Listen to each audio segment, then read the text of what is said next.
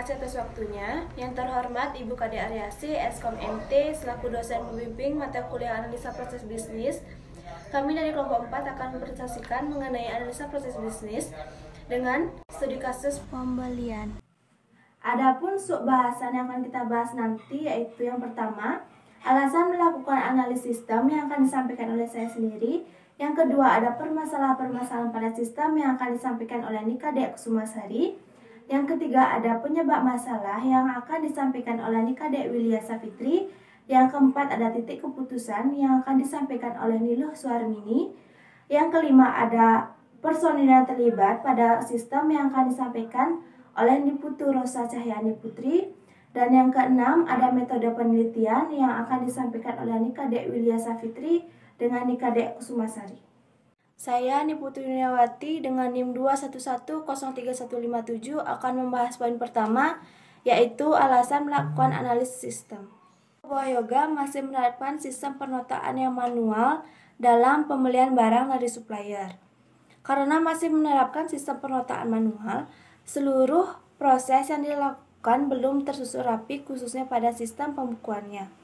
Kesalahan sistem klasik sering terjadi karena semua pencatatan transaksi dilakukan secara manual. Kesalahan data sering terjadi pada toko buah yoga karena penyimpanan data dan pengelolaan data yang masih dilakukan secara manual, yaitu pencatatan. Dengan sistem yang berjalan saat ini, tentunya transaksi yang terjadi tidak tersusun rapi. Pemasukan dan pengeluaran tidak tercatat dengan baik. Akibatnya, pemasukan dan pengeluaran yang terjadi tidak tersusun dengan baik sehingga sulit untuk mengetahui jumlah pemasukan dan pengeluaran. Dengan penataan yang masih manual dan belum tersusun rapi dalam pembukuan, yang tentunya akan mempersulit mengetahui jumlah pemasukan dan pengurangan barang.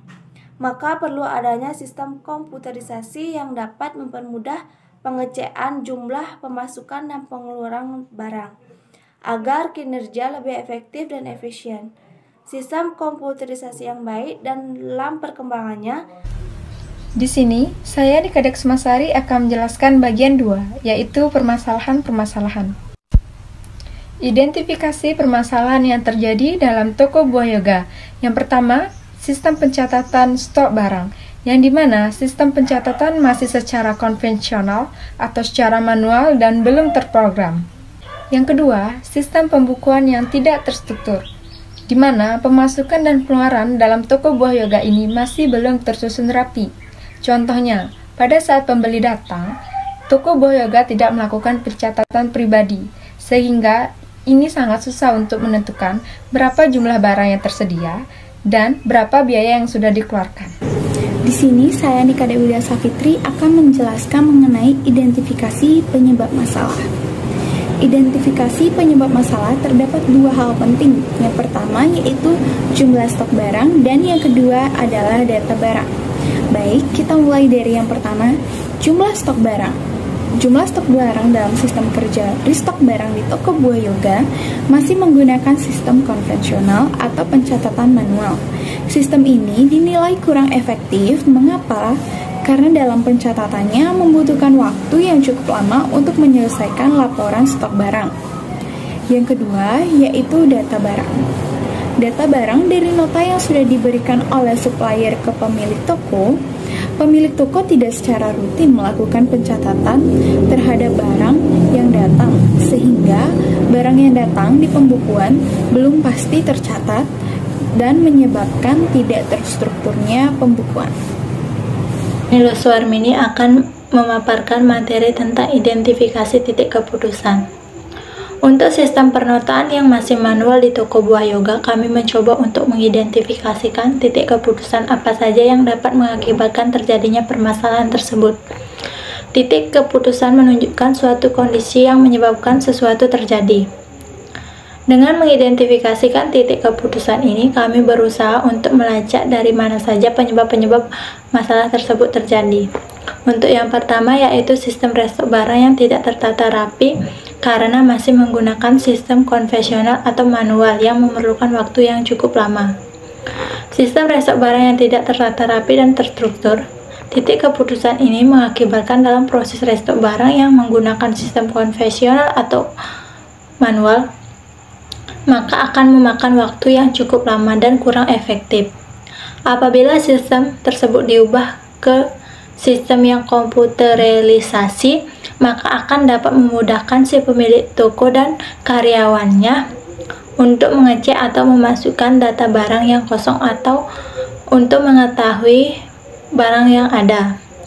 Yang kedua yaitu nota data barang datang dari supplier atau pemasok tidak disimpan dengan baik sehingga pembukuannya tidak terstruktur. Nota data barang tidak disimpan dengan baik sehingga sulit untuk melakukan pembukuan.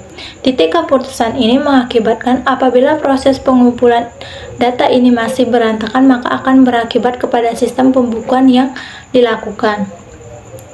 Apabila sistem tersebut diganti ke sistem komputerisasi, maka akan memudahkan pemilik dan karyawan mengecek atau memasukkan data barang yang datang dari supplier ke dalam sistem yang tersedia pada komputer, sehingga sistem tersebut dapat menghemat waktu dan dapat mengetahui untung atau rugi dari hasil penjualan. Dengan demikian, titik-titik keputusan penyebab masalah yang dapat kami identifikasi adalah sebagai berikut. Yang pertama, sistem restock barang yang masih berantakan. Terus yang kedua, nota datang dari supplier yang tidak disimpan dengan baik. Identifikasi titik keputusan penyebab masalah. Yang pertama yaitu sistem restock barang yang masih menggunakan sistem konvensional atau manual, maka kami mengambil titik keputusan yaitu sistem restock barang diubah ke sistem komputerisasi agar tidak memakan waktu yang lama, maka akan memerlukan aplikasi yaitu aplikasi restock barang. Untuk identifikasi penyebab masalah yang kedua yaitu nota dari supplier tidak dikumpul dalam satu tempat, maka titik keputusan yang kami ambil yaitu sistem pembukuan masih dengan menginputkan data dari nota yang masih ada saja. Terus kami akan memerlukan aplikasi penginput data usaha. Baik, sekian pemaparan materi dari saya. Di sini, saya, Niputra Cheni Putri, akan menjelaskan mengenai personil yang terlibat dalam sistem. Adapun personil yang terlibat dalam sistem yaitu yang pertama, pegawai. Tugasnya melakukan pengecekan jumlah stok barang yang tersedia, menyusun dan menyimpan buah, melakukan penjualan dan melayani pelanggan. Personil yang kedua adalah supplier. Tugasnya sebagai pemasok barang, menerima pesanan dan mengirim barang yang sudah dipesan, dan membuat nota. Personil yang ketiga adalah pemilik atau owner. Tugasnya memesan barang ke supplier, mengkonfigurasi barang yang datang, dan melakukan pembayaran ke supplier. Selanjutnya, metode penelitian. Yang pertama, metode pengumpulan data primer. Untuk pengumpulan data primer, kelompok kami melakukan wawancara dan pengamatan langsung di lapangan. Sumber data primer dalam penelitian kelompok kami adalah Kak Erna, selaku pegawai yang bekerja di toko buah yoga. Untuk wawancara, kami lakukan secara online, yaitu via WhatsApp. Dalam wawancara ini, kami menanyakan mengenai kendala-kendala dalam proses bisnis pada sistem pembelian barang. Salah satu kendala yang diperoleh adalah pembuatan nota supplier atau pemasok barang yang masih dibuat secara manual. Yang kedua, metode pengambilan data sekunder atau dokumentasi. Ini adalah nota dari supplier Buputu untuk Bukade, yang dimana di dalam nota ini terdapat beberapa barang yang dibeli oleh Bukade. Selanjutnya, kita juga melakukan wawancara secara online dengan karyawannya langsung, yang bernama Kak Erna. Di dalam chat ini sudah terlihat bahwa kita menanyakan bagaimana sistem dan prosesnya dalam toko buah yoga ini. Di sini, saya Nika Dewi Safitri akan menjelaskan mengenai notasi BPMN.